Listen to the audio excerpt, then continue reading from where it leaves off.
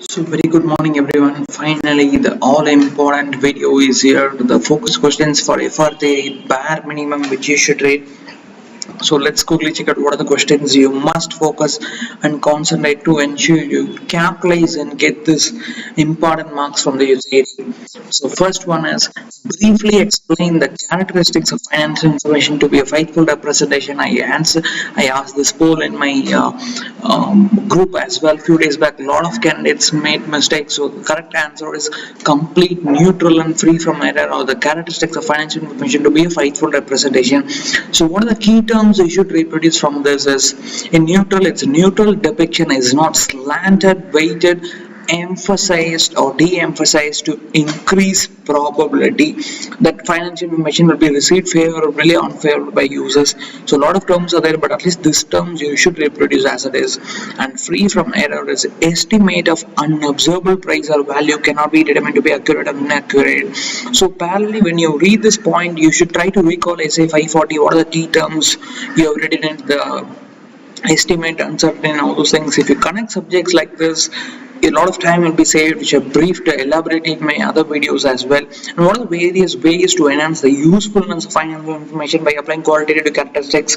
So comparability, verifiability, timeliness, and understandability. You can get this in MCQ as well. For example, the question you might get is which of the following is not one of the ways to enhance the usefulness of financial information? So you will be given any three options from this, and maybe you might be given neutral or free from error, that is from the above option. So the correct answer should be free from error, because verifiability, timeliness, and understandability are the ways to enhance the usefulness of financial information. So moving on to the next question, executory contract is again very important past exam question which you should not miss.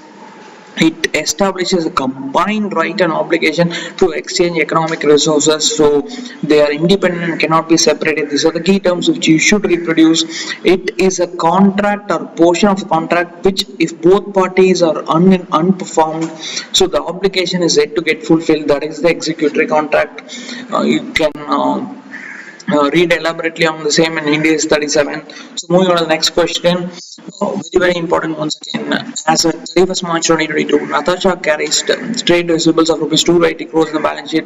At that date, Natasha enters into factoring agreement with Samantha to transfer the trade receivables of rupees 250 crores. So you are required to mention appropriate accounting and evaluate this transaction in the context of conceptual framework.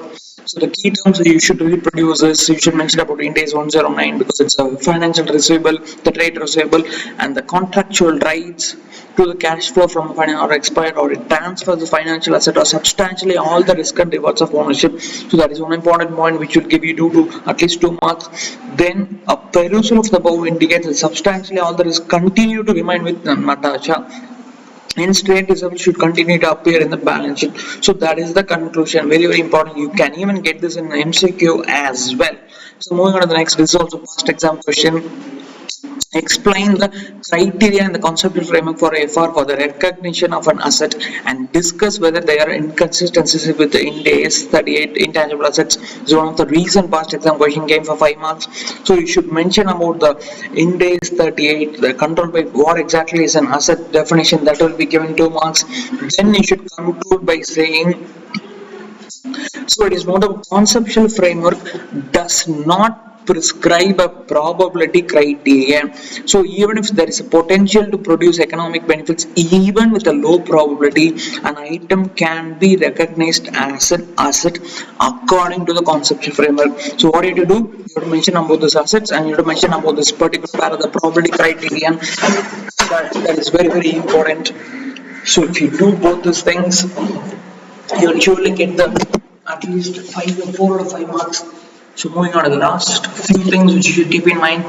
In days 1, the focus questions are illustrations 10, 13 and 14. These are the very frequently asked questions from the exam on accounting and technology. What are the questions you should concentrate is benefits and challenges in automation process. You can watch the 5-minute video that I shared from May 24th, that will be very handy with regard to the accounting and technology, and what are the ERP benefits, and what are the common cybersecurity threats, and what are the key impacts of blockchain and financial reporting, and what are the various challenges in AI, and with regard to the professional and ethical duty of CA. Illustrations 3, 5, 7 and 8.